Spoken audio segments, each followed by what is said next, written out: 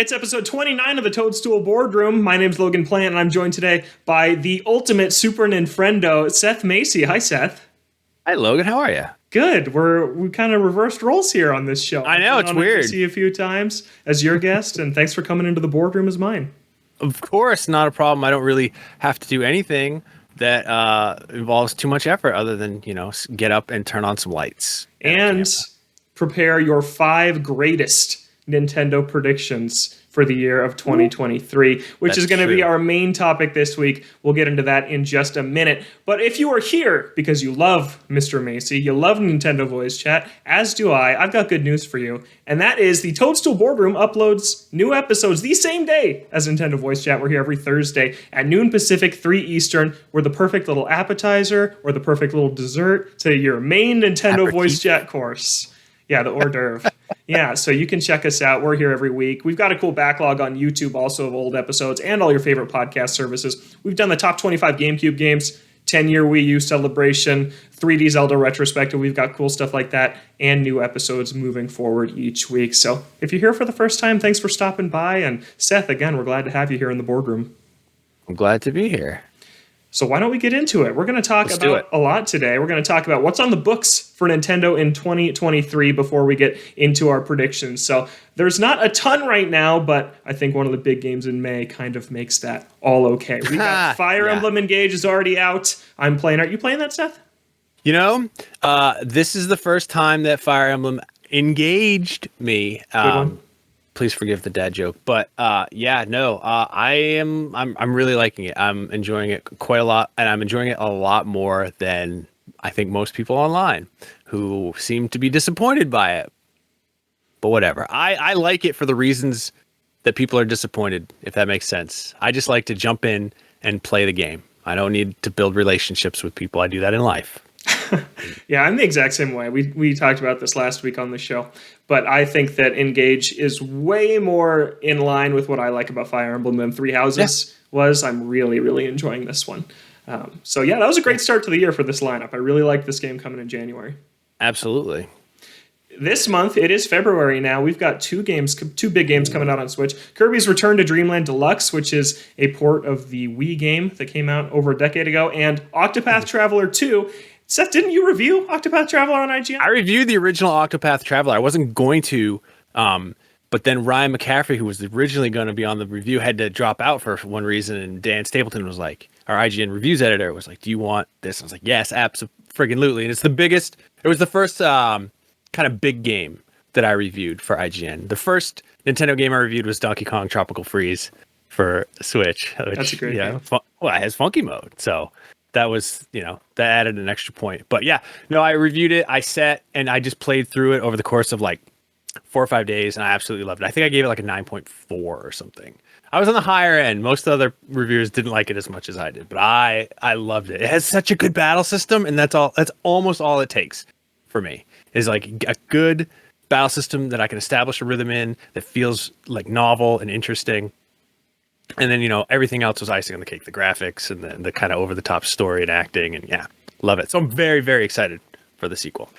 And this one's not a Switch exclusive at launch like the first one was. It's also coming out on PlayStation. I played 25 amazing hours of Octopath Traveler, and that was how long it took me to recruit all 8 members, kind of see their introductory chapters. And then it got to the point where I was like, all right, now it's time to level all of them up 10 levels before you can do their next chapter. And that is when I put this game down. So if the sequel could fix kind of the grind and the leveling system, I'd be all in. Because like you said, I loved the battle system. The soundtrack is amazing. And I love the HD 2D style. Yeah, the style, the art direction is amazing. And it definitely gets grindy. I never beat the secret ending. Or not the secret ending, but there's like another 20 hours afterwards that you have to grind to beat the secret final boss, and I never did that. But to be fair, nobody knew during review time that was even a thing. So I think it was like 60 hours that I spent. I don't remember. I get that and Bravely Default 2 confused as far as like playtime. But I liked that game too. Those are both great games. Yeah. Bravely Default 2 was fantastic. Wonderful game, and I never went back and did all the end game content on that either. Just some of it. There's too many games to play. You can't be putting 100 hours into everything. It's hard. Yeah.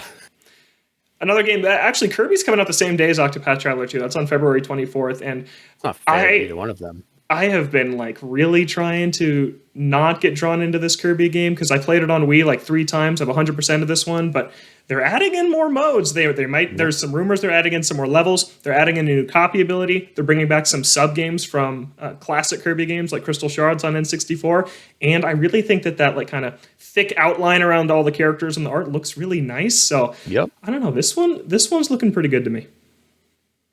I agree. I think we need. There's no such thing as too much Kirby, so we should just have we should have access to all the Kirbys at all times, and this is one step towards that lofty goal. And this one's interesting because it came out on the Wii, so you would kind of instantly think it sold gangbusters, but this came out in, I think, 2011 when people were really done buying Wii software. Like that kind of late era of Wii games did not sell all that well, and this is in that crop. So I think people were kind of scratching their heads about Nintendo bringing this one back, but it makes a lot of sense because this is actually one of the stronger Kirby games, especially in multiplayer, and it just didn't really move the needle that much because it came out when people were ready for Nintendo to go into HD. So yeah, if you missed this one, I think it's definitely worth checking out. That's me. I missed it. We played Kirby's Epic Yarn in my house, and not this one. And I don't have any excuse for that. But probably I was just fatigued. Yeah, I was excited. Or I was, 2011. I was probably playing like Borderlands on Xbox 360 nonstop. So that might have something to do with it too. Yeah, try it out multiplayer. It's a really great time. Oh, believe you me. Kirby is a big deal in my family. So he's coming home. Did you play that Kirby's Dream Buffet last year? Oh yeah. Yeah, that was one of the greatest whipped cream textures of any video game. That's a good category for an end of year award. That's nice. All right, then in March we got Bayonetta Origins: Cereza and the Lost Demon. This one was announced at the Game Awards, and Nintendo is publishing this. This is a full-priced Bayonetta spinoff. I believe that you can access a demo in it through Bayonetta 3 now. There's the first level in there. I'm not personally excited about this one, but I think it's cool to see Platinum kind of given free reign to do what they want, and Nintendo publishing it and backing them in that.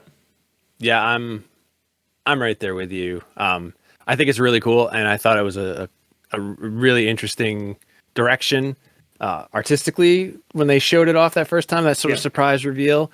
But Bayonetta 3, I was really excited for, and it failed to grab me. I think I had an unfair comparison to the previous game because I love Bayonetta 2 so much, and I was kind of expecting more of that, and I didn't get it. So I don't know. I'm not particularly excited about Bayonetta Origins, but I will probably check it out.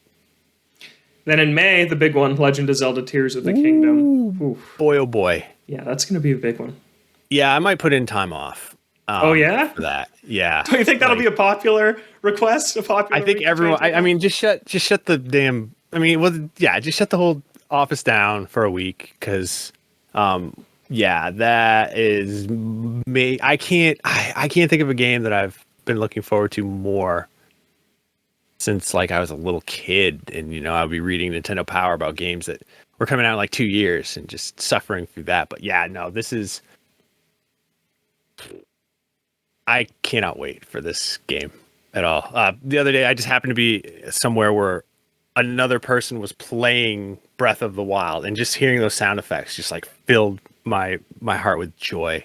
And Tears of the Kingdom I'm specifically not wanting to review this game because I just want to take it in and enjoy it and just savor it rather than have to wolf it down in one sitting. So yeah, but I'm probably the only person who's excited for Tears of the Kingdom. Yeah, I don't think that's the case. I am more excited for this one than I was for Breath of the Wild even. I think that for me, because I think I know what I'm going to get from it, hopefully. I'm hoping it's Breath of the Wild plus classic Zelda dungeons, and that's really all I need for this to honestly surpass Breath of the Wild for me, and I do think that's what we're going to get. Man, I that's the thing is we don't really know anything. There hasn't been a direct yet to like explain it. We've just seen these little snippets, and it just like our first look was that like zombie sort of Ganon dark, and I don't know if there was a specific reason that they chose that for the first reveal of it, or if that's sort of thematically how this game is going to be. It's going to be darker and maybe a little bit more spooky. Or one of the theories. Now, see, this came to me the other day. I have a theory that, and this is a very unpopular opinion of mine, but the retcon timeline from Hyrule Historia, I always criticize because it was just made for the purpose of that book. Like they were just like, we got to figure this out so we can put it in.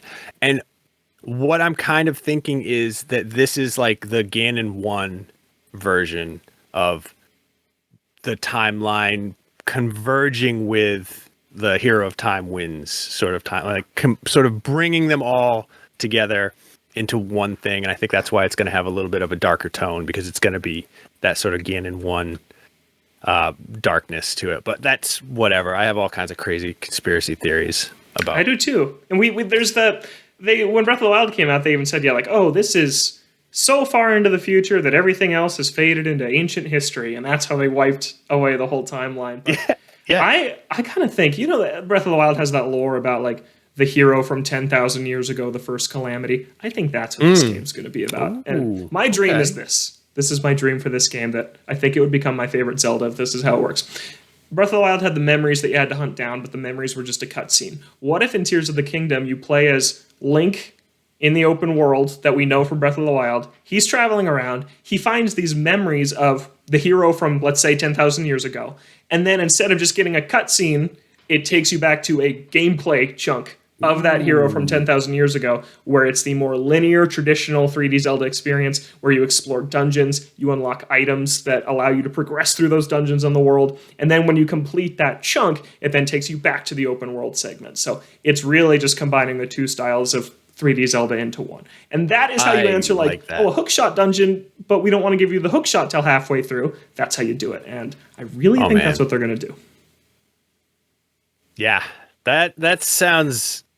I don't know. I want to say it sounds very reasonable, but also it's just like, it sounds so good that I think I'm projecting. Like, I hope that is. I hope that is what they do. But I'm so hungry for more information about this game. I've got my little, I've always got my Master Sword nearby just in case something happens. But we know so precious little, and it's as we're recording, it's 100 days, 100 days until it comes out. I don't think I want to know more. I think if I just learn nothing for the next 100 days, pick it up and play it, because Zelda's like my favorite series. I know I'm going to love it, so I don't personally need to see more, but I get people who want to know a little bit more compared to the literally nothing that we know now. But think about what we saw with Breath of the Wild. Like, we could have seen a half an hour of just stuff, and like your experience with Breath of the Wild is almost certainly different than mine. Yeah. Or like, there's like this great somebody animated a story Brian Altano was telling on NBC years ago about where he like got the skeleton horse and he tried to take it to the stable and stable the horse, and it's like, go on YouTube and look that up, because it's pretty hilarious. But like, everybody's experience is different, so for me personally, I don't think that they could show me anything that's gonna ruin the over 100 hours I'm almost certainly going to be throwing into this game. Yeah, and just finding new things all the time. My oldest son has played through it 3 times from beginning to end, and it's like different for him every time. So like, come on now. Whew. 100 days. It's gonna 100 days. It's gonna go quick, I think. I'm gonna play 1 hour of Breath of the Wild every day for the next 100 days. That's a good call. That's a good plan. And then that's the last dated game on the books for Nintendo this year. We've also got Advance Wars 1 and 2, Reboot Camp, which has been in the headlines over this last week. Pikmin 4, TBA for this year. Metroid Prime 4, TBA for sometime. Not even a guarantee for this year. And then there's some third-party indie stuff too. Sea of Stars, I think, looks really cool. That RPG from the Messenger team. Yep, that's probably my most anticipated like non-Nintendo game on Nintendo Switch. Ever since, what was it? What Indie Direct was that? Oh, whenever they showed it, I feel like it was a long time ago, but I was immediately like, I need this game in my life. Closest I've come this year was Chained Echoes, though. If you haven't played that game. I haven't yet. I want to. It's on Game Pass, I think. It looks awesome. It's a very, very good game. I'm not very far into it, but love me a pixel art indie game. I'm excited for is Mina the like Hollower, 90. which is that Yacht Club one from the Shovel Knight team, the like top-down right. Zelda GBA Castlevania type thing. Yeah. I had forgotten all about that. So, yeah, it's like the Yacht Club is a stamp of approval. Or a quality seal. Yes. Boom. Yeah, There it absolutely. is. So that's Nintendo's lineup so far. Seth, I just want to know, what do you think so far of this lineup? This kind of covers most of the first half of the year, and we are about to be 6 years into the Switch. You think this is a strong outing so far from what we know? Yeah, I think without Tears of the Kingdom, I think it would be like a 6 out of 10. But with Tears of the Kingdom, rising tide raises all the ships. So I think it's a 10 out of 10 first half of the year for Nintendo. And I think Tears of the Kingdom is going to be so wildly popular. I think it's going to easily just carry them through. Probably they're going to have another huge holiday season. They'll probably have, they might even change up the Black Friday bundle this year and actually like have maybe a Tears of the Kingdom one. They did radically up the Switch production, but yeah, very, very strong first half of the year. And I think Tears of the Kingdom is going to move a lot of units and carry them through their rest of the year because there's nothing else. Yeah, I think it's going to be a good year. I think that Fire Emblem was great. Yeah, that has come and gone a little bit, but it was a really strong start. I think the two big games you got coming this month are serving really different audiences with Octopath and Kirby. Bayonetta, sure, we gave our thoughts on that one. But then, Zelda is just going to be so huge. There's not going to be a bigger game in the first half of this year. Sorry, Starfield fans. There's just not going to be. It's not going to. No, and dude, Starfield, that I think is going to have another delay. I think that's a November game. I don't think Starfield's coming out.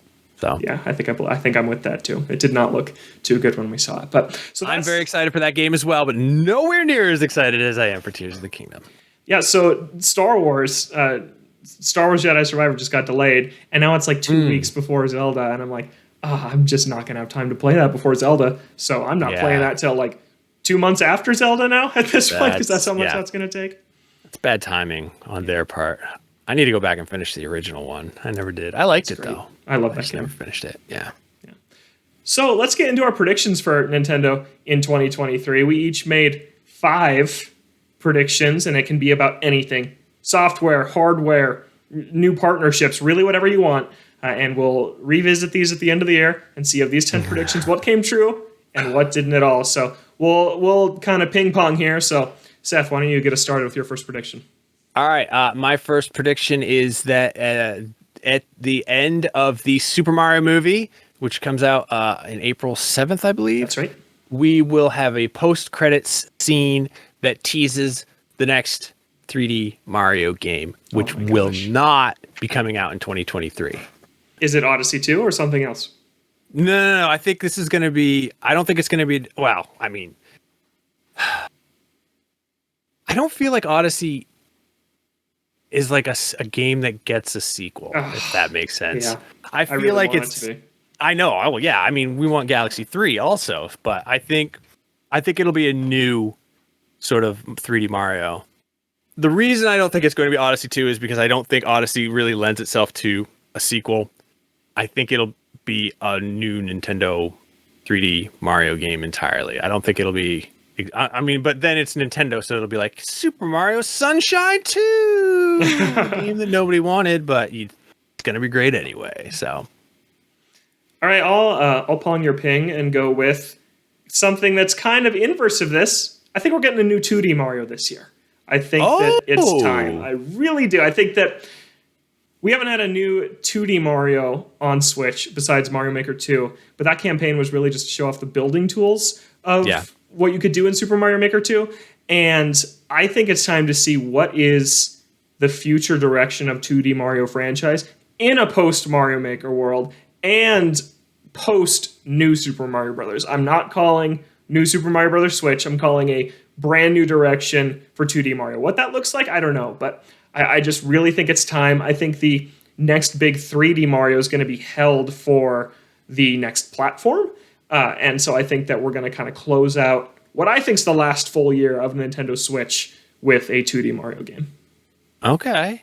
I will. I'm gonna jump on that a little bit. You said you think the next 3D Mario is the Switch successor, and I think before the end of this year, we will get some Metroid Prime 4 news, and that news will be it's been pushed for the next Nintendo console. And that will be the only thing we hear, is that they acknowledge that it exists officially in that capacity without actually acknowledging that it exists. So yeah, I think everyone waiting for Metroid Prime 4, myself included, I pre-ordered that the day it went up on Amazon, so I still have the 20% off discount that Amazon stopped doing shortly after Metroid Prime 4 was announced.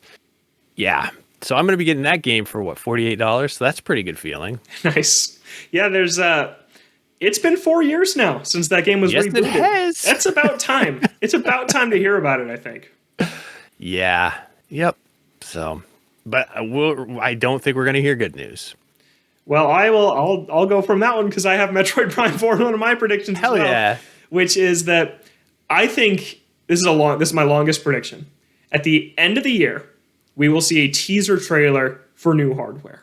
I think that Nintendo nailed the marketing for the Switch when it came out. And how did they do that? They did the October trailer in 2016, the January presentation in 2017, and the console shipped in March of 2017. I think we could see something very similar to that. I think we're going to get a teaser of the new hardware, and that's where it's going to be revealed that Metroid Prime 4 will launch as a cross-gen title like Breath of the Wild did. I think it's coming to both. I struggle to see Nintendo make a promise for something on a platform and then pull it away from that platform. Like Twilight Princess shipped on both, Breath of the Wild shipped on both. I think Metroid Prime 4 is that game here. Okay. All right. Well, my other prediction is Metroid focused as well, and it's also partially negative. I do believe we're going to finally see Metroid Prime. Okay. But I think we're just going to see Metroid Prime. And the reason I say that is because Nintendo will get us so close to where we want to be and then just like yank the football away at the last second. So I don't think we'll get the trilogy. I think we'll get like a remake, and it'll be some Nintendo Switch Online expansion pass exclusive or some infuriating way that you have to get it where you can't actually own like the cartridge. But I think the time is now, and they've been putting off Metroid Prime 4 for so damn long. Metroid Dread was what, 2 years ago now? That was last year? October 2021. So okay, yeah, wow. So it'll be 2 years in October, and that game was very, very, very good. And there's a lot of people who've never played Prime, and then there's a lot more people who, well, no, that's not true. There's definitely a lot more people who haven't played it, but then there's a small number of people like me who are dying to play it again. And besides, like, they're all great games, but like the original one, the only one you really need. But yeah, that's my prediction, is that we're going to get Metroid Prime and it's going to be some weird way that you have to buy it that's going to make everybody mad. We're going to be like, oh yay, they did it. And like, here's how you hook two switches together with a USB-C cable to download it. Like, come on. Or like a limited release like 3D All-Stars or that Fire Emblem game from that's another Nintendo trick that they seem to have stopped doing. I hope so. It's a bad trick. It's a really bad trick. I really liked Super Mario 35. Can't play that anymore. That was a great game. It was so fun. And everybody was playing it for like 2 weeks. It was just like the funnest time. And then that's not there anymore. So, yeah. Metroid Prime, limited release. If Metroid Prime does show up on Switch, it's got to have dual analog controls or it will not do well. Confession, never finished the original Metroid Prime. Oh, really? Yeah, I've tried on Wii and I've tried on GameCube, and I love the level design. I love how it looks still on the GameCube. It looks amazing. Like, it looks so good still, yeah. Phenomenal, but it is really hard to play a first-person adventure, not shooter, right? With no analog controls. It's tough, and I think that a remake, especially a remake, trying to sell people on 4 that will come out later, it's got to control well. And it's got to control like people have been used to controlling first-person games over the 2 decades since it's come out. So that'd be all I wonder. See. I wonder if maybe like I'm wondering if modern controls might break it in sort of the way that when they adapted the Metal Gear Solid for GameCube, and I'm blanking on the Twin Snakes. There were parts that were broken because they of how they adapted it. Where when it was designed, it was like the pre-rendered stationary background. So I wonder if Metroid Prime. Probably not. I'm probably overthinking it. That's such a good game, man. But you're right. It's still hard to play with those controls now, especially now. The Wii version has the pointer controls, which is somewhat a simulation of what dual analog would be like, and it is a lot easier to beat that game on Wii, is what I've read. So it might just play a little bit like that. Yeah, not the same as the original experience, but I think that's a sacrifice you got to make. And you said Prime 1 and only Prime 1. If you gave me two choices between a remade Prime 1 with modern controls or a HD port of the trilogy with either the original controls or motion controls, I'm taking just Prime 1 all day. I think it's the smarter move, and I think it's what a lot of people, including myself, would just rather play, is a great version of 1 rather than all 3. Yeah. And it's the best one by a lot. I've never played 2 or 3 because I never got through 1. It's some of my biggest blind spots in Nintendo's library, honestly. Well, I'll tell you something about 3. I know I played it, but I don't remember anything about it. And I know with 2, I got to a part that was so hard, I just gave up and went on and did something else. It was a lot harder than the original. So people can call me a baby gamer, but I don't care. I got to tag on one last thing to my Metroid and new hardware prediction, and that is that F-Zero is going to be a launch title on the new system. Oh, yeah. I would take that. It's got to be. Oh, man.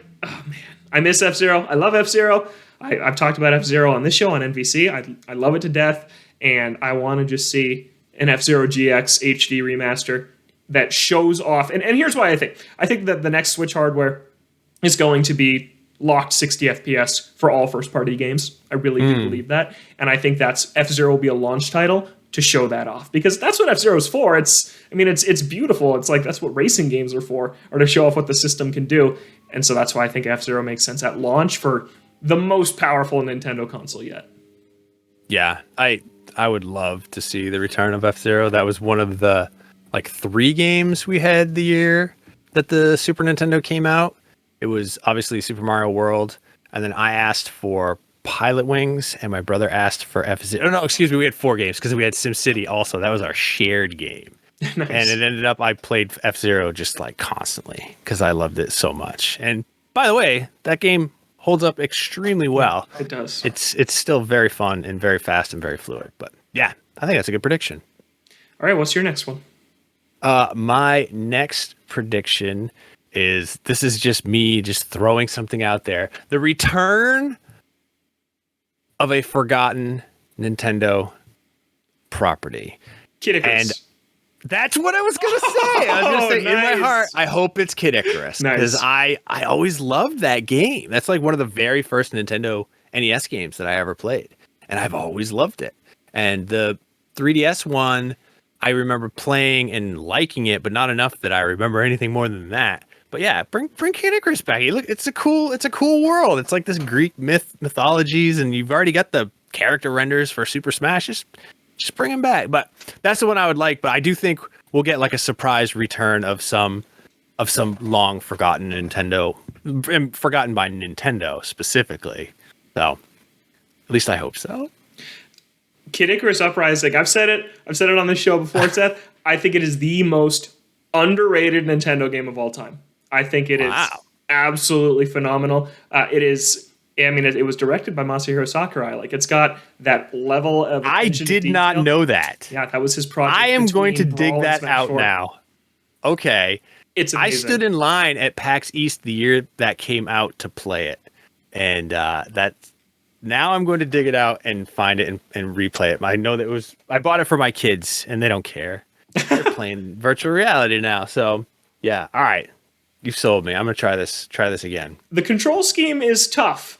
I think that was my problem. Yeah, that is tough. I think it's better if you have a 3DS XL and I don't think that was out at the time. I don't think that was out when this game came out. So I think it was tougher to play just on the smaller model. So, but I think that its on rails levels in the air are better than any Star Fox game times 10. I think that its boss design is awesome. I think that the story is like funny, and I mean it's corny, but it's like it really leans into it. It's fully voice acted. Like, how many first party Nintendo games are fully voice acted? One? Like almost none. It's amazing. It's gorgeous for a 3DS game. Like, I really think if they wanted to make the move to a console for this game, it wouldn't take a ton because it looks just amazing. Like, yeah, it's great. Try out Kid Icarus Uprising, and I would love to see it. I'm gonna go in my game collection and dig it out. Hopefully, I don't think I sold it on my last purge because I don't think it's particularly valuable. But it is now. Hey, all 3DS games are valuable now, so worth their weight in gold. Buy Kid Icarus Uprising on the eShop if you don't have it, because you've got about a month left to do that. And yes, indeed. It's incredible. Anyways, great prediction. I really love Uprising, and I don't like the original. I've tried to play it, and I think it's just one of those before my time games that I don't have. It's not a great game. It's very obtuse. The controls are kind of loose. It's very easy to just like fall off a ledge and die. The enemies are a lot of times unfair. The stupid eggplant wizard will put a damn eggplant and you can't do anything. You have to go through this whole, it's just a nightmare, but still love it. I loved it so much when I was a kid. I think it was because it had like kind of RPG elements. Like you powered Pit up. You started off as just this kid, and then by the end you're wearing like the armor of Zeus, and like, yeah, you're just this all powerful just kid flying around. A kid of the Icarus variety. Yeah. Last thing I'll say about Uprising is that it also has one of the coolest, most fleshed out Nintendo online multiplayer modes. It has this variation of team deathmatch where each team has a health bar, and that health bar depletes whenever someone dies, and the amount it depletes depends on how powerful of a weapon that character who died was using. So if you're using 300 power weapon, which is very high in that game, and you die, that knocks out like 2/3 of your team's health bar. But if you're using like a crappy weapon to get by, you can die a lot, but you won't be dealing much damage. And then when your health bar runs out, whoever died to make it hit 0 respawns as either Pit or Dark Pit. And then when that character dies, the other team wins. It's a super cool system that's like not really like anything else I've seen that is only in that game and on 3DS, and nobody plays it anymore. But it was cool. It was cool at the time. There was actually an episode of Game Scoop I remember listening to years ago before I was freelancing for IGN at all, and they were playing, and they were like, it's a 3DS title that has multiplayer, and they couldn't figure it out. I'm like, it's Kid Icarus Uprising, and it was. I'm the champion of that game. I love talking about it. Nah, I have to get it, and I have to find where it is and play it again now. Yep, it's awesome. Do it. And if you play it at home, listeners, email us, toadstoolboardroom@gmail.com. Let us know what you think of Kid Icarus Uprising in 2023, because it still holds up. All right, my next prediction is I think that we will see a 3D Donkey Kong game get revealed this year. Oh, it's damn. You mentioned Tropical Freeze. That's the last new DK game. Yeah, and that wasn't even new because it was a port of the Wii U game. So yeah. Well, yeah, that was 2015. Did that 14? That was 9 years ago this month. Wow. Yeah, it has been a long time since the last Donkey Kong game, and Nintendo is about to make a DK push. I'm feeling that. There's any press release you read from Nintendo, in like the About Nintendo section at the bottom, it's like creators of beloved franchises like Super Mario's, Legend of Zelda, Animal Crossing, Splatoon, and Donkey Kong. And I've always been like, one of these things is not like the other. Like, DK gets no love. I think it's time he does. There's talks that Illumination is going to make a DK movie after the Mario movie. They're building a DK expansion to the theme park in Japan. It's like, you need a game to go with that. And I think it's going to be a 3D game. And that would be a lot of fun. Probably better than the last one we got that was 3D. Yeah. Yeah, I can actually see that happening, and that kind of dovetails nicely into my final prediction, which is that this Illumination deal with Nintendo, at some point they're going to announce X number of movies, and it's going to be like, the Marvel sort of announcement where they show all the logos and the dates and make it a real big push. But yeah, I think the Mario movie is the start of what's going to be a very long and profitable relationship between Nintendo and NBC Universal. And I think we're going to see the first sort of wave of announcements probably happening either this summer or maybe at probably like San Diego Comic-Con, or maybe even like New York Comic-Con. But I say all the time on NBC, like, I think that it's going to be the biggest animated movie of all time. And people get really mad for some reason, but I don't care, because I think it is going to be the biggest animated movie of all time. It's Super Mario, for God's sakes. Yeah. Who doesn't like Super Mario? Nobody.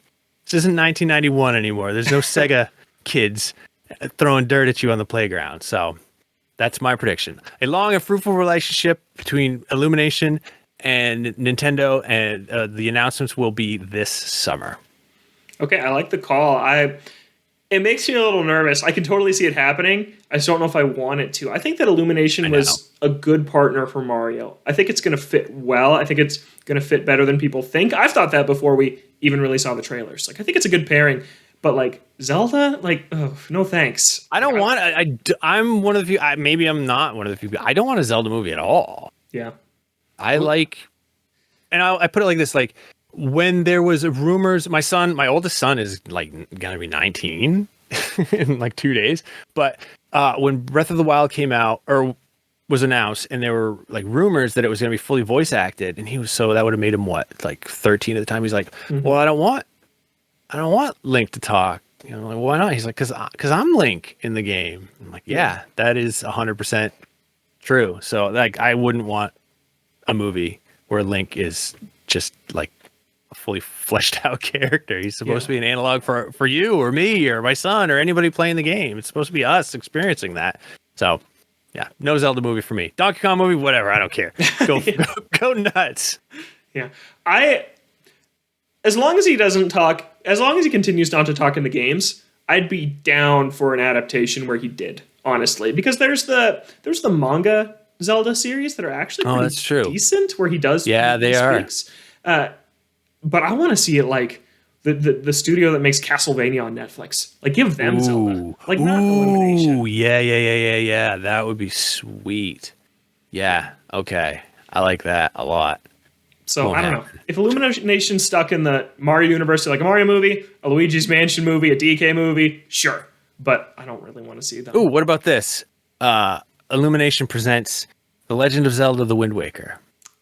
That could work, because that is like that's a funnier game. Like, yeah, that could work. It's a fun, cartoony game. Yeah, I think that would work. Yeah, that could be cool. Or Spirit Tracks. The adaptation everybody wants. The hype train for Spirit Tracks. All right, I've got I got two more predictions. Okay. And one is that Advance Wars 1 and 2 is coming this April. I think that April. Yeah, okay. I think it's coming real soon. We read through the dates when stuff's coming. We got January, February, March, and May. April is not listed. Retailer listings have been getting updated over this last week. We're going to get a direct either next week or the week after. I'm very certain of that. And I think it's going to be the quick re-reveal of Advance Wars, and I think it's going to be coming out. And I've seen some people worried it's only going to be digital. I think it'll still be physical. So, yeah, I'm gonna call Advance Wars in April. I think it makes sense. I'm interested to see if that prediction comes through, because everybody wants some Advance Wars in their lives. Yes, nobody can get it. A famously great selling series that everybody wants. Right. Yeah. Oh, I think this one could be picked up more though, because of the story surrounding it. That it was like shelved for like 2 years. Like, I don't know. It could happen. Yeah. And then my last prediction is that Tears of the Kingdom will get a beautiful line of amiibo that will mark the end of new amiibo outside of finishing up Smash Brothers. Oh, wow. Yeah, I think this is it. Splatoon got amiibo, which surprised me. But we're seeing more and more they're reprinting old amiibo for new games, which I think will continue to happen. Engage got the reprints of like Marth Byleth and Corrin Player 2. Kirby and the Forgotten Land got the reprints of the Planet Robobot line from the 3DS era. So I think that we'll get a new line of Amiibo, like a new Link, hopefully a Ganondorf, because he's missing from the Zelda line. The only Ganon that exists is the Smash one. Maybe a new Zelda with her shorter hair, some enemies, whatever. But I think that's going to be it. I don't know if they'll necessarily say it, but I'll just predict that that's the last you see new non-Smash Amiibo is for Tears of the Kingdom. Okay. Do you think Amiibo support will be on the next Nintendo console? I think it has to be, because I think it's going to be backwards compatible. Oh, yeah, that's true. Yeah. It would really be rough if it was just like scan your Amiibo and you can't. Like you physically can't. Like so it'll at least be in there, but I don't know if they'll still have new games for it. What do you think? Yeah, I don't know. I mean, like that's literally all that the NFC reader does is just read Amiibo. Like they don't use it for any other purposes. So, and you know, with Nintendo, they're always looking to cut costs, and if that costs 50 cents a unit over however a million units, there's math involved.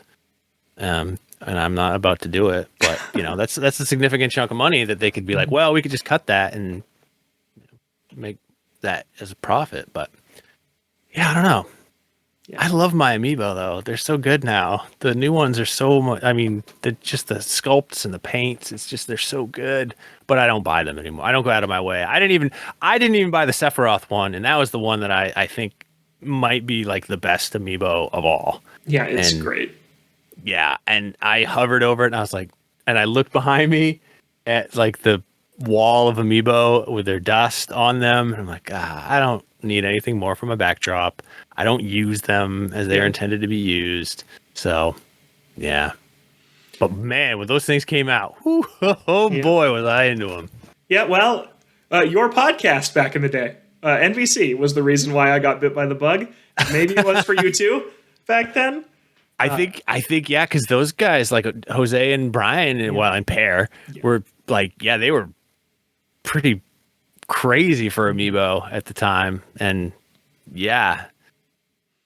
I think you're right. Yeah, I think that's what did it. I was drawn in by their enthusiasm. It was fun though. It was those first 2 years were really, really fun, and there's definitely been something lost because I still get them all, but there's definitely been something lost from. I remember Wave 4 it was that came out in May 2015, and like there were lines down the block before the stores opened. It was nuts. And now it's just like you reserve them online the day of or the day before. You go pick them up. It's easy. But back then it was a lot of fun. And I still have a few friends on my Switch that I exchanged friend codes with on Wii U that I met Amiibo hunting. And I'll see them online. I'm like, man, that was a long time ago. Yeah, because I had to wait in line with these people for like 3 hours. I know. I think back then the idea, like, I was trying to have all of them. I was trying to collect every Amiibo, and it seemed like an achievable goal. Mm-hmm. And at one point, like I missed one of them, and I was like, well, okay, that's not a goal that I can, reasonably have anymore. Mm-hmm. So I just sort of fell out of it. Now I just get the ones that I like instead of all of them. I have all the Smash Brothers ones and all the Zelda ones, and outside of that, I just pick up here and there. If there's one regret, I think I wish I had done like you, and I wish I had focused my collecting, and I wish I had all the Zelda ones, because those ones are so excellent. If you follow Amiibo News on Twitter, which is actually attached to the site I originally wrote for, I got into the games media because of Amiibo. That's a story for another time. But they recently reported that Zelda Amiibo are getting reprints for Tears of the Kingdom. Okay, so I'm into that. They should be coming back. A lot of them. Hopefully. Nice. Yeah. But yeah, I think that they're coming to an end, which would be a bummer because I absolutely love Amiibo. They're one of my favorite things Nintendo's done, so that'd be a bummer. But those are our predictions for 2023. What's going to come true? We'll know 11 months from now when the year's up. I think it's going to be a fun year, though. Let's get into some quick news, though, before we get out of here. Next Splatoon 3 Splatfest was announced. It runs from Friday, February 10 to Sunday, February 12th. Starts and ends at 4 p.m. Pacific. That is a week from tomorrow, after the day this episode goes up. And this is a good theme. This is dark chocolate versus milk chocolate versus white chocolate. What's your pick, Seth? Dark chocolate. Easy. Who's gonna who the hell is going to play white chocolate? Everyone was complaining last time that they could never get into triple matches, and that's going to be the same as this time because nobody's going to pick white chocolate. Nobody likes white chocolate more than the others. I love the shake up to the Splatfest in Splatoon 3. I think it was a good call to mix it up a little bit after a few entries of the series, but I feel like that's been every Splatfest. Like, yeah, it was sweet versus spicy versus sour. Team Sour was like 11% of the vote. Like, that's not enough. You got to have more compelling matches. Yeah. Well, go ahead. I would say, I do appreciate that they are making like the triple threat, but like you said, yeah, there's going to be one outlier that's just wildly unpopular. Please, Nintendo, in May, the week before Zelda, how about a Power versus Courage versus Wisdom Splatfest? Oh, see, now you're thinking that would be a good one and difficult. I was thinking, it reminded me, we did a poll when the Shredder's Revenge came out. Like, who's your favorite Ninja Turtle? Yeah. And I have never seen a poll in my life that was that dead even. Like, it was 25, 25, 25. It basically was like 24.9, 25.1, 25.2, and 24.8. And Donatello was the overall winner by like something ridiculous, like 80 votes or something. But so I was thinking that would be a good one, except for the fact that there's 4 of them. Splatoon 4. You can do it next time. There it is. Yeah. Oh, got it all figured out for the first Splatfest. that'd be a fun crossover. All right, we got a new Mario movie trailer. We've mentioned it a few times today, and this one was a 30-second TV spot during an NFL playoff game, and it showed Mario wearing his cat suit from Super Mario 3D World, and it showed Seth Rogen's Donkey Kong for the first time, who, he sounds like Seth Rogen. He's Seth Rogen. Yep, and he's a gorilla. I mean, that's kind of all there was. I wanted more from the trailer. I mean, but I know it was just a teaser, so. But I love the trailers. They're really good trailers. It's very, very exciting. But now we're into teaser territory. Maybe we'll get a big Super Bowl 2-minute explosion of Super Mario. But I'm excited. I took your point about seeing an hour of Tears of the Kingdom won't ruin the 100 you're going to spend with it. But seeing, what we saw, we've seen 2 full trailers and the clip at the Game Awards and this TV spot. We've seen like 8 to 10 minutes of what's going to be like an 80 to 90 minute movie. We've seen 10%. That's a lot. And they're showing some of the coolest reveals and most exciting parts. So I think this is one where I'm like definitely ready to be done seeing stuff. Obviously, they're going to market it a ton more, but they're showing a lot. I'm fine with it. Yeah. It's the world. Spoilers don't really bother me that much. Yeah. I'm one of the weird people. Well, that's good for the industry you work in. It's impossible to avoid them. It just happens. Yeah. All right. Monster Hunter Rise Sunbreak had a new digital event this afternoon, the day we're recording, and they showed off Valkana, the returning Elder Dragon, who was the cover dragon of Monster Hunter World Iceborne, and a new Risen Crimson Glow Valstrax, a very difficult Elder Dragon boss fight. You dropped off Monster Hunter Rise, didn't you, Seth? I did. I don't know why. I think I just have too many games to play. Yeah. And so like this is the kind of game that I would just want to sequester myself in like my bedroom and play for 150 hours. I couldn't. And there's no reason why I didn't hit like a wall in the game. Oh, actually that's not true. What is it when you have to defend a base? The rampage. That's not fun. Yeah. Yeah, I did a rampage. I think that's where I fell off, but that was just coincidence because I ended up doing something else. But man, that remains, I think, the best looking Nintendo Switch game by like a huge margin. Like it's really impressive what Capcom was able to do with the Switch hardware because it doesn't look like, I don't want to say cheated, but it just looks so good without. You don't see the zipper. You know what I mean? Like, it looks just great without any signs that there's you're being tricked somehow. But you have to be. There has to be some trickery going on. But yeah, very good looking game. And the load times are good. Like it does not take forever to load either. It's a shame. This game just came out on PlayStation and Xbox, and it's on Game Pass, and it runs at 60 FPS on Series X and S. And so I installed it on Series S, and it just looks and runs like butter. It looks amazing, but there's no way to transfer saves, and I'm 180 hours deep into Rise, so it's just I went back to at least the Switch version still looks good, but I was bummed I couldn't jump over to the better consoles for it. That is not the better, the more powerful. Switch is the more powerful. Yeah, I definitely agree. Yeah. So, the monster editions are fine. My biggest criticism of Sunbreak's post-launch content has been they're adding a lot of just variations of monsters that already exist in the game, and the new monsters they're adding were in Monster Hunter World. So it's like they have this huge well of monsters to pull from that they're just not, and I'd really like to see them do that a little bit more, but it's a free update. Like, how much can you play? The content support's amazing. And then quick mention here, there's a report on IGN, originated there, that exclusive from Kat Bailey, that Nintendo's not attending E3 next year. I'm here to tease ahead to next week's show when we'll be talking about that more. This was our prediction spectacular that we didn't shake up, so we'll be talking about that more next week, but that could be a big deal.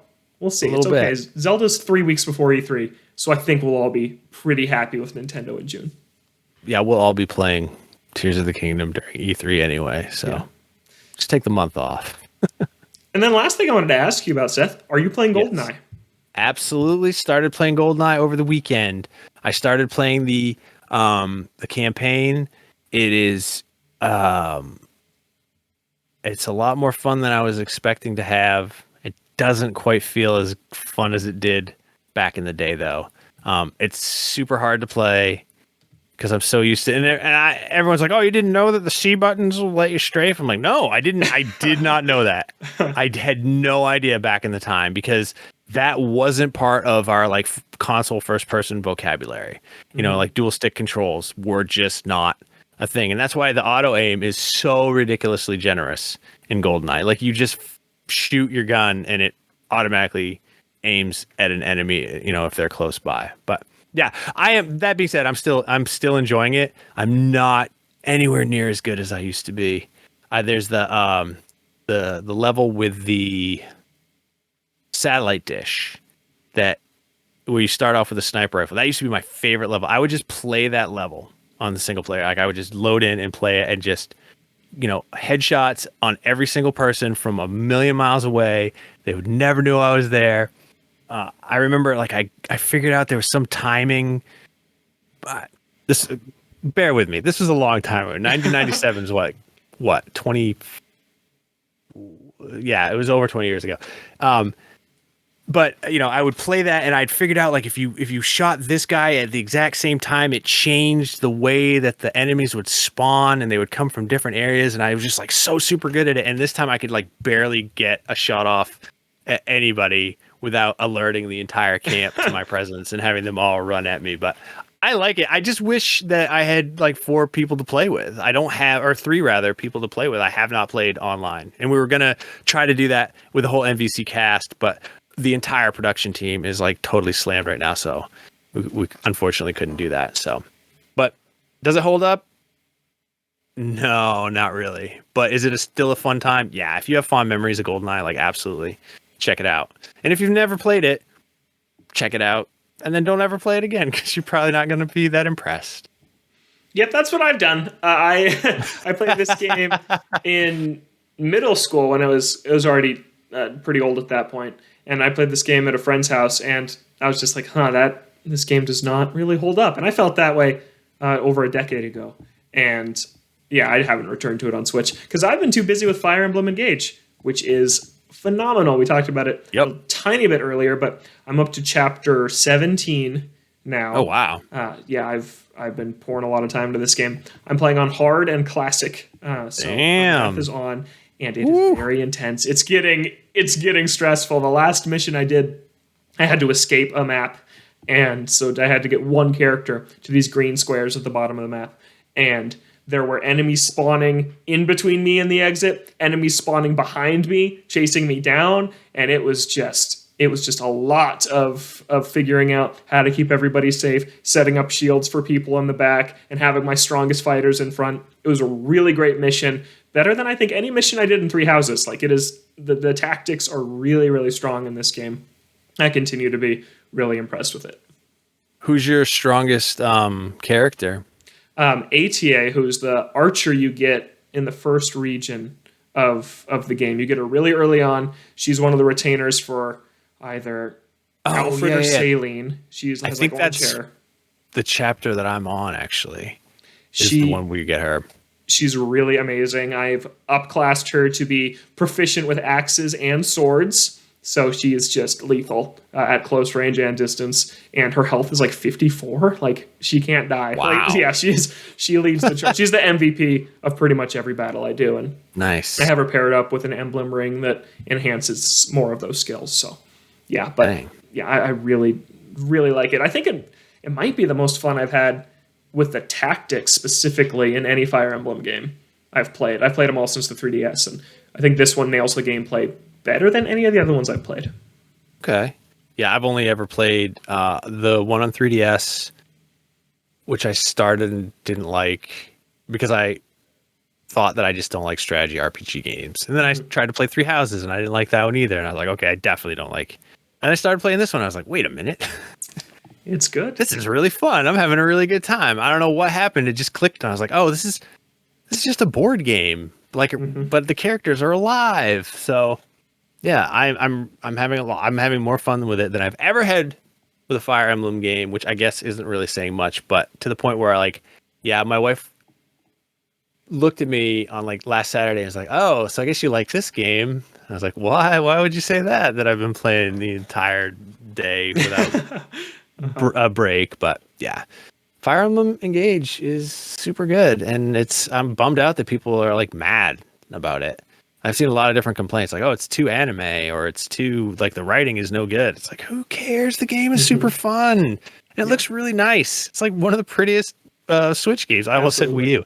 It's one of the prettiest Switch games out there. So, oh well. I'm gonna stick with it. I think I'm gonna set a goal, and I'm gonna challenge myself to actually beat Fire Emblem Engage, because it's rare enough that I beat any game. I usually get 3/4 of the way, and I'm like, that's enough for me. But I've never beaten a Fire Emblem game, so why not start now? Yeah, there's the missions just keep getting better and better, so I hope you see it through. Yeah, this game for me is one of those where it's like, it's time to go to bed. It's like 11, and I'm like, I'll just do one chapter. Oh, but a chapter takes like over an hour, and then it's like 12:30 by the time I wrap up, and it's just a mistake. Oof. Yeah, but that's a good sign. It's a sign of a good game, though. That is absolutely true. Yeah. All right, last order of business here before we wrap up. We got a listener question at our email address, toadstoolboardroom@gmail.com. And Seth, you're a great person to answer this, since we talked about some long, kind of bloated RPGs earlier. And this question comes from Cody, and he says, Dearest Executive Boardies, I do love me some RPGs, but holy hell, can they take forever? What are some of your thoughts on the best uses of RPG filler? And what are the most obnoxiously worst offenders of RPG bloat and filler? And also, the headline of this email was great. It was RPGs they take forever. And I really liked it. That's great. Nicely done, Cody. Yeah. So anything come to mind of good or bad bloat in any RPGs that you've played? I mean, we've come a long ways with RPGs, but like anything probably PlayStation 2 era or before that is pretty bloated. There's like old RPGs are just really grindy, and that's just the nature of how they were. And that doesn't really, I mean, they're a product of their time, but it makes it hard to go back and play. Like, oh, I got Dragon Warrior, the original Dragon Warrior for the NES, which is the game that made me fall in love with RPGs. And I got a copy again as an adult, and I put it in and I started playing, and I was like, oh boy, this is the slowest game ever. Like, just moving, and then you get to a door and you have to open a menu and select the door option to open the door. I was like, oh God. Nope. So needless to say, I haven't played Dragon Warrior much more than talking to the king. Yeah. But as far as like a good use of that, I'll have to think about that one. I got one example of good one. Okay. And that is Xenoblade Chronicles 3 has great filler content that almost feels like main story content. the story is so good in them. It's called the Hero Quests, and some of them you have to do to complete, but a lot of them you don't. And each hero quest focuses on either a main party member or a side character that you can recruit to be in that rotating 7th slot of your party. And the hero quests have had some of the coolest moments in that game. And I've heard, I have not come close to finishing that game, but I've heard that they just keep getting better and better, to where the sentiment is, how is this side content? Like, it's so compelling, it fleshes out the world. It should be required, but it's not. So that's an example of really, really good side content. Really bad filler content, to me, is just like Dragon Quest XI is my favorite RPG. I adore that game. But to get the final ending, we talked about it. Seth, you mentioned 2 games, didn't get to the secret ending. Dragon Quest XI I loved enough to get to the final ending, but you have to grind up to level 100 before you even have a chance at the final boss. And it takes like 30 hours. And there's these YouTube videos of a way to grind the metal slimes, the enemies that give you boats of experience. And there's a way to like spawn them and how to take advantage when you do get them. But even doing that, it takes like over 20 hours. Oh my God. To get to the true ending of that game, which is totally worth seeing in that game, but it's kind of a grind to get there. So yeah, end game grind to get to the true ending. That's where I think you lose a lot of people. Yeah, that's definitely a bummer, because you've already. Well, I guess I figure if you've come this far, you're willing to put in the extra mile. But I did think of an example, when you're talking about the side stories in Xenoblade Chronicles 3. I was like, oh my God, obviously Skyrim. I didn't even play the main story of Skyrim any more than I needed to get like whatever unlocked, and then I would just go off towards. I'd find a spot on the map, and I'd say, I'm going to that. And then as I was walking, if I saw a cave or a house or something interesting, that would be the direction I went. And I just played I've never even come close to completing one of the Elder Scrolls games because of that exact reason right there. That I just spent all the time doing side quests and stories and whatever I felt like. So Skyrim, even though it's janky as hell, one of my favorite games. That's a great pick. Yeah, I was mostly thinking JRPGs, but yeah, Western RPGs, that totally counts. But yeah, I really am excited to try Chained Echoes, because it's not a super long JRPG from what I've heard, and that sounds nice to me. If you want to put in the time, you can put in like 70 hours into it if you want to. Okay, wow. But I think the game itself is like 30 or 40 to play. It's sort of a real, like, you're not just burning through it, like you're kind of taking your time. But yeah, very, very cool game. And it's all the more amazing when you're like, oh, this was done by one person. Like, how is that even possible? Insane. I mean, if you said one person did the art, I'd be like, wow, one person did the art. That's unbelievable. It's like, no, they also did like the level design and the enemy design and the battle system is like really good battle system. And there's this like really cool story. Like, man, all right, I think, damn, it's too late. I'm going to go read a book, but I was gonna say, I'm going to go play that before I go to bed. But I would be like you, playing Fire Emblem. And if I started playing that game, I'd be playing it for an hour and a half. So. Yeah, that's a good recommendation of Chained Echoes, which is on Switch. It's on Game Pass. It's on Switch. But it is on Switch. Are you playing on Switch or Xbox? I'm playing it on Steam Deck. Oh, Steam Deck. That's right. Yes. I forget that's an option. I don't have one of those. Yeah, I know. People get mad. They're like, I'm selling out. No, absolutely not. I reviewed it, so I have a Steam Deck at my house. So I have to use it every now and then, or else it invalidates my review. That's how it works. It's like the brother and sister on Back to the Future. Like, they'll start to fade away. Okay.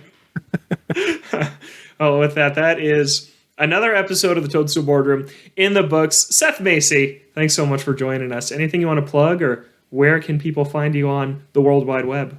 I mean, you can't really anymore. I gave up all my social media because it was bothering me, but I guess I have a YouTube channel that nobody ever watches. So if you want to go subscribe to that, get in on the ground floor, be one of the first 100 people to watch my latest video that's been out for 2 weeks, and I think it has like 50 views. It's very niche content that's not particularly related to video gaming, and it's more of like just dumb stuff that I find interesting that day. So yeah, youtube.com/Seth I think it's Seth G Macy, maybe. Okay. Or just Seth Macy. Maybe. I don't know. You'll see me. And you're the NVC podcast Twitter account. You running that these days? Oh yes, I run the @NVC podcast Twitter account. So if you see a post on there from me or from that, it's me secretly behind the curtain. And if I like your post, it's probably because I like you. Oh, very sweet. Well, thanks so much for coming in the boardroom, Seth. It was a ton of fun. Thanks for having me. This was awesome. And you can find our show on Twitter @ToadstoolBR. Again, we are the Toadstool Boardroom, a weekly Nintendo podcast here on Thursdays at noon Pacific, 3 p.m. Eastern. You can also send us an email with an awesome subject line, just like Cody did, toadstoolboardroom@gmail.com. You can find myself on Twitter for now @Logan J. Plant. We'll see how long I last over there. But I'm over there for now. But until then, have a wonderful week, and we'll catch you next time right here in the Toadstool Boardroom.